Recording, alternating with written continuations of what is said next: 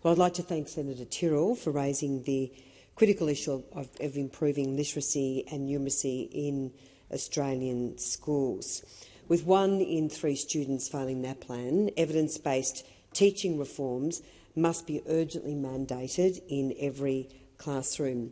Getting back to basics is critical, and there is no excuse for any more delays.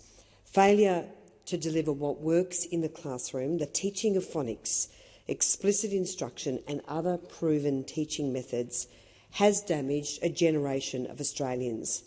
Consigning students to a lifetime of functional illiteracy or a failure to reach proficiency in numeracy is akin to child neglect. The Albanese government has failed to deliver these critical national reforms for more than 2 years, and that is shameful. Education Minister Jason Clare has talked a big game. There is a draft agreement, but so far the Albanese government has not delivered the national reforms that he promised.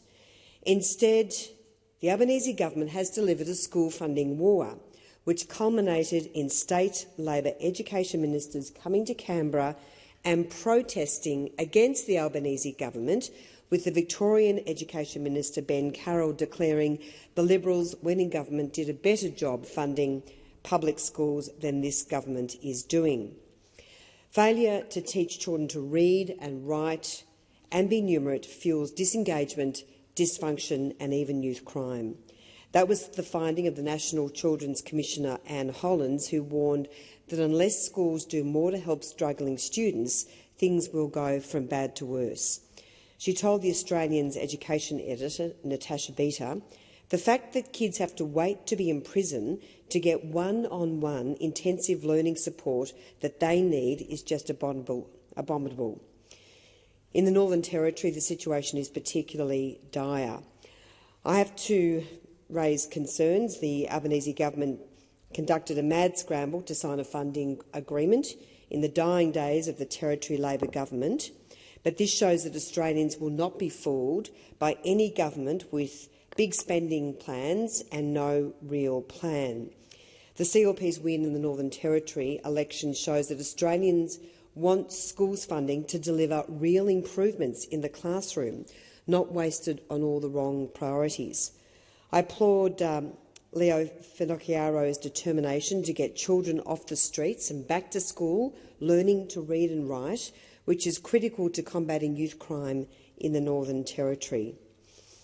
I have to say that given Australia is one of the worst for classroom disruption, Minister Clare's failure to include a behaviour curriculum in the draft National School Reform Agreement is a major oversight.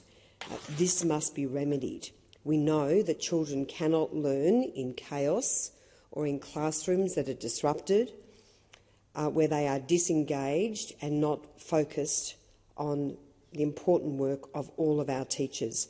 And of course, so many teachers are leaving the profession, hard-working, dedicated teachers, because of violence and aggression in many, many classrooms across this country.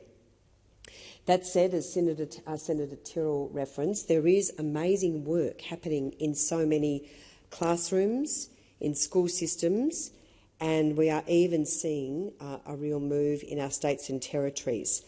More and more teachers are looking at the evidence, are looking at what works, evidence-based teaching, explicit instruction. And I saw a great example just out at a school, a Catholic school just outside Hobart. We're using the latest evidence-based teaching. The children are absolutely thriving, and they are children in a low SES area and are just doing so incredibly well. So while we are seeing, as I say, some real moves in Tasmania, with a focus from the Tasmanian government on explicit instruction and literacy, the New South Wales government has rewritten its syllabus. The Victorian government has made important announcements in relation to moving to the teaching of phonics.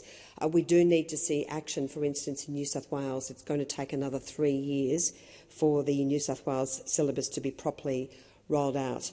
So, as I say, the Coalition is determined that in every classroom we must have evidence-based teaching mandated. We must get back to basics, and Australian parents deserve no less.